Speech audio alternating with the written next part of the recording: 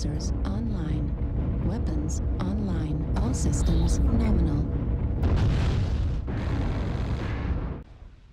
So many mechs to choose from, so many decisions to be made. What do I want to run? Or more accurately, which one's the most fun to run?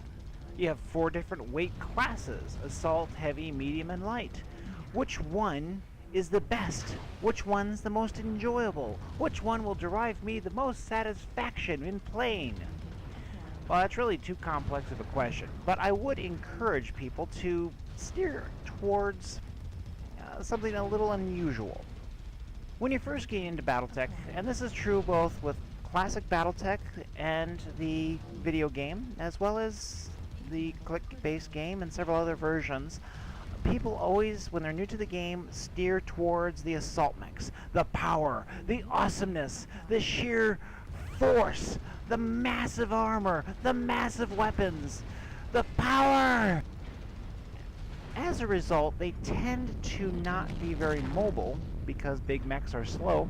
Even if you put the biggest engine you can in them, you're not going to get much speed.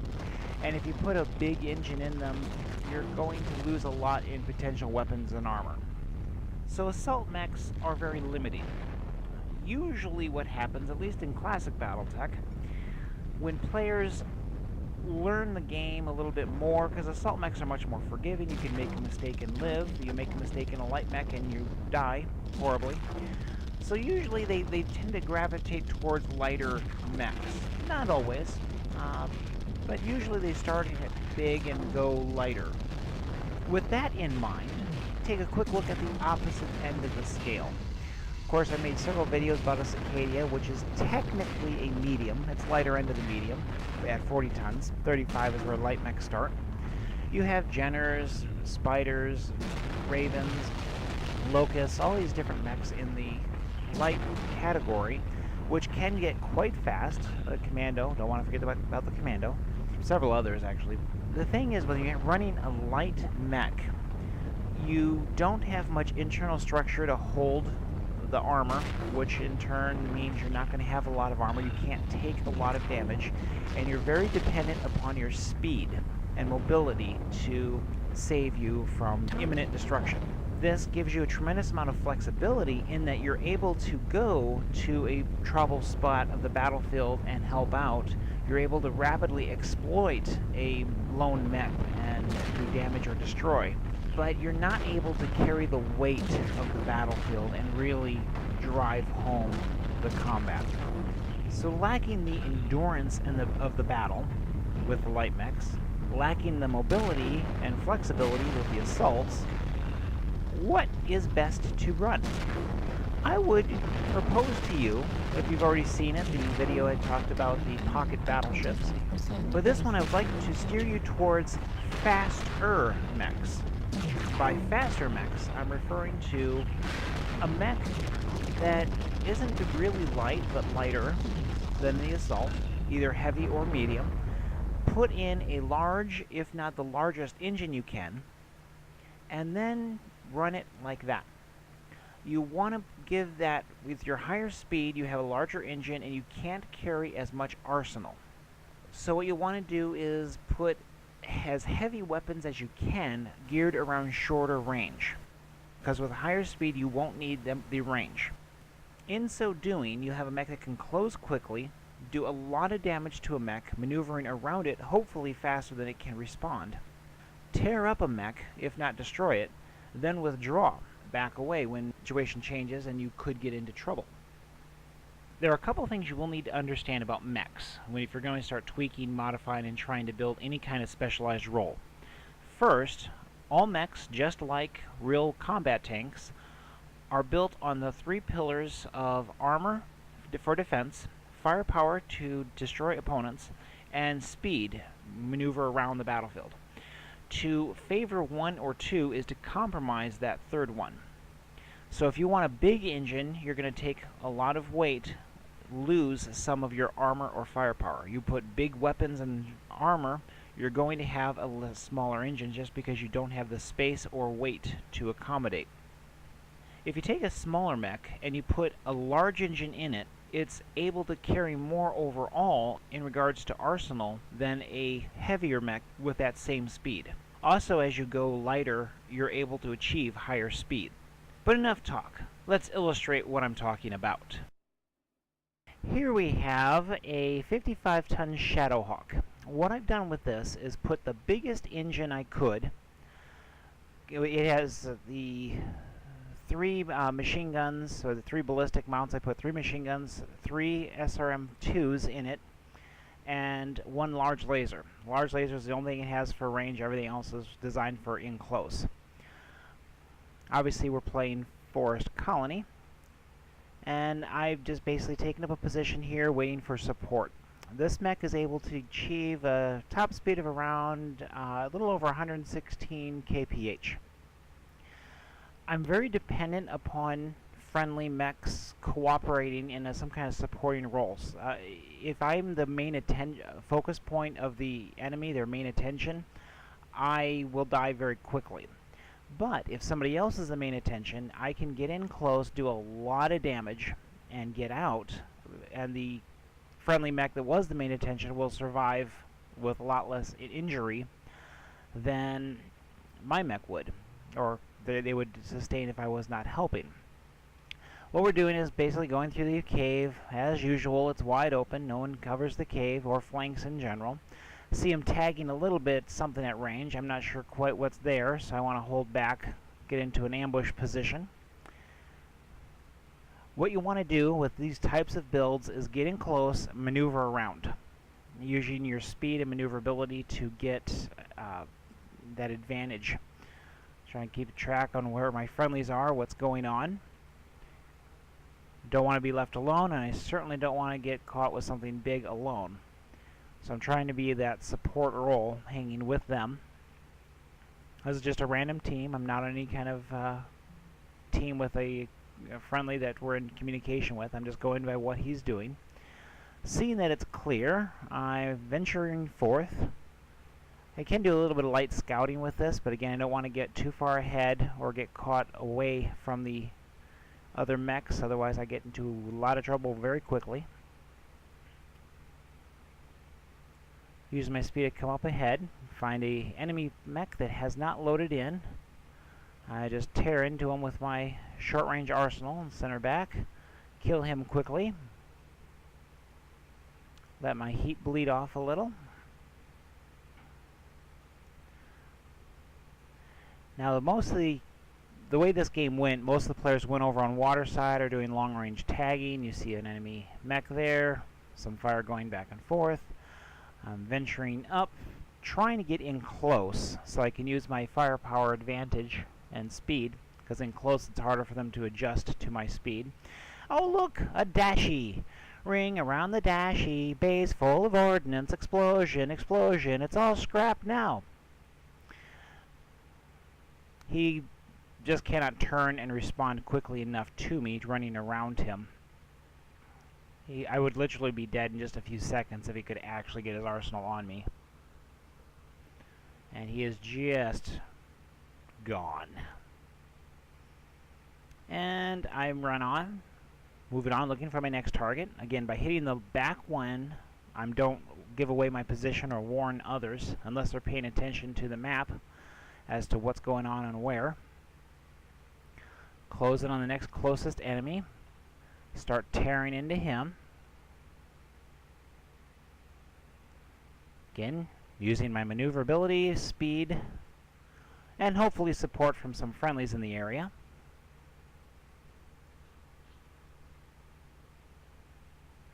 Maneuver around, hit him from a different side. Some other friendlies moving up.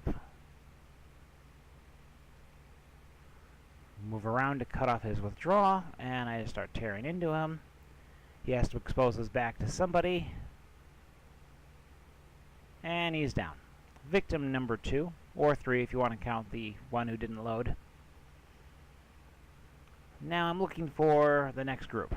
Ironically, we actually lost this. Just after I went on the other side of the boat, the remaining enemy players are all working together as a group, and they knew what they were doing.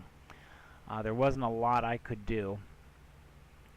Most of our team just didn't have a lot of fight left in us, and I can't go toe-to-toe with a big powerhouse. But we launched into the combat. Used my large laser for some long-range tagging.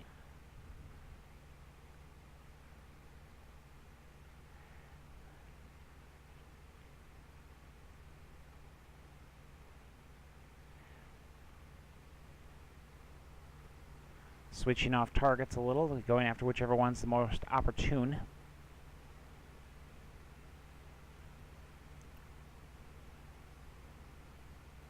this point, I believe I was the last one. So me against the 2 or 3 of those. Oh no, I guess we had some friendlies still in this game. At any rate, I was just very much overwhelmed and had no weapons left, so I tried to disengage, see if I couldn't drag it out a little bit longer, lost a leg, and I'm down. Alright, here I am running a Thunderbolt 9S, if you want to know the specifics. With both the Thunderbolt and the Shadowhawk, I have maxed their armor, put the biggest engine possible in them to get their speed up. They both have speed tweak unlocked. This one gets top speed of was around roughly 85 kph, which for a 65-ton mech is pretty fast and agile. Makes it very nice little platform to do this. Because of the large engine, armor, etc.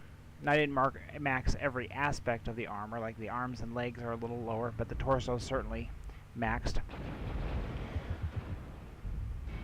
What I was hoping to do is let the enemy force advance on to the hyperpulse generator, and then I would circle around behind them, but they kept staying there to tag, and long-range tagging is not a good option for this mech. So I quickly decided to use my speed to move on. I was thinking I would circle around either, or I was originally thinking of going under the hyperpulse generator and get around behind them that way. But as I came over here, I saw an enemy mech that had circled around. So, first victim selected. This one has, for its longer range weapon, if you want to call it that, is a large pulsed laser. Now you're going to see a little bit of etiquette here that I bent the rules on. Usually you do not want to walk in front of another friendly mech that's firing. I knew that he was going to be reaching the end of his burn time, so it was going to be dropping off, and I wasn't going to be staying in front of him. I've had people go in front and then stand there. You know, I just start shooting, and then they walk in front of me. It's like, hello, did you not see the beams going off? At any rate, so I'm trying to pursue that mech. I have no idea where he went. Lost all track of him. I thought he went underneath. If he did, he went around and left one of the other sides. So I went straight through with my original plan to flank around the group.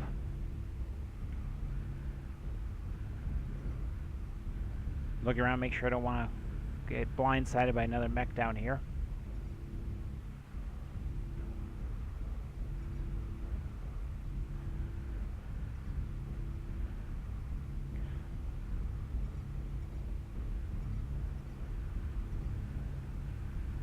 See another mech over here, so I start tearing into that one from the side.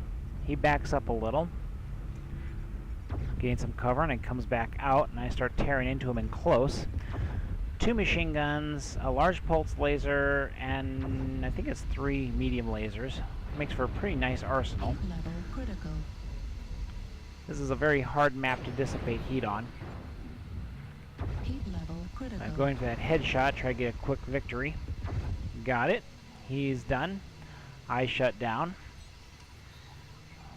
As soon as I'm back up, I go for cover to let my heat dissipate, because I wasn't sure if somebody else at that range was going to try to start bombarding me and help out their friend. And seeing that it's clear, got my heat down, I circle around again with my original plan of hitting these other mechs from the back. Using the speed and agility, come up, start hitting this mech. He was actually backing away from the fight towards me, and then he veers off to the side a little. I just keep putting all my shots into him. He's down. Pause, let my heat drop. That's the key. You have your mech a little bit hot, drop your heat in between skirmishes. And you don't want a prolonged firefight, because that'll really reduce what you can do, because that heat will build up. So I hit, let your heat up, then disengage, let your heat drop down. Going after this guy. Tearing into him. Did a little over 300 damage in this match. Here I am back in the Shadowhawk, running around the flank. This one I'm actually with a friend of mine online. We're using our voice interface. You may hear a little bit of the combat chatter in the background. With this match, is a little more atypical as to what happens when I run these mechs. You're not going to be the big powerhouse. You're not able to do massive damage. I have had a few matches where I have done 500 plus damage in these mechs that should not have a very high combat life, but due to the maneuverability, they can have a larger impact. What these are a stronger version of the Cicadia when I run that one, or the Raven, or other fast light mechs. They're a little slower, they are more powerful, and they have more armor. But they're still quick enough to be agile and effective in the battlefield. With this one I included it because it's a little more typical. Mostly what I did in this one is I tied up enemy forces. We were advancing up, and the opposing force was very aggressive and pushing around, and my wingman, lanceman, whatever you want to call him, mentioned that 3 mechs got around behind us. We wanted to get over. We didn't want to be left with those. Well, me being me, I saw 3 enemy mechs. I had to attack. My goal was simply to tie them up, to delay, to prevent them from being able to engage the rest of our force, do some damage to them. Here I am taking refuge in the dropship so that they can't gang up on me. A little bit of disengage. One of them cleverly found a position to fire on me. Alright, I can't stay here then. Moving on. Exiting on the other side, swinging around. My goal was just to keep them tied up, do some damage, engage them, and tie them up so that they weren't able to do a large impact on the rest of the match. We did win this one. I like to think at least part of it was because of my tying up of 3 enemy mechs. So I got 3 on 1, so the rest of our force could get in a numerical advantage. Actually, probably more than 3 on 1 by this point. And I'm down to a little over 100 damage. And that's a little more typical, but you have a larger impact on the match overall. So, to do a quick recap, running faster mechs, heavies, and mediums that are maxed on their speed can be really fun. You can have a large impact on the battlefield. You can do massive damage in really effective situations. The key is to maintain your combat awareness of what's going on and just have fun and go with it. I say that because it is a challenge to run them. Just like running the Cicadias and other fast mechs that I've run and done videos on, you're dancing on that knife edge. You have a little bit more flexibility than those fast mechs. You know, crank up the speed to 150 kph or beyond, but you get a good hit and you're down. These you have a little bit of flexibility. You can take some damage. You will not die right away if you make a mistake. But the speed and agility that it gives you to really dominate the battlefield and do this really can be quite fun. The drawback is you're forced to set your arsenal to focus on short range. You can go for longer range, but you're not going to have near the impact. But of course you could end up with something more like what I did with the missile boat. It's the exact same Shadowhawk that I built with my missile boat video. 2 LRM-5s and an LRM-10. It was a rapid response missile boat maneuvering around the battlefield. You could do something like that if you put in more long-range arsenal, whether it be large lasers, particle cannons, etc. I don't think it would be as effective because you just don't have the space to deal with for the arsenal. Well, ultimately it boils down to how you build it. I'm not going to say it wouldn't, because somebody out there would come up with some kind of build or be able to utilize a weapon that just doesn't work well for me that would make that configuration work. The point is, have fun and game on.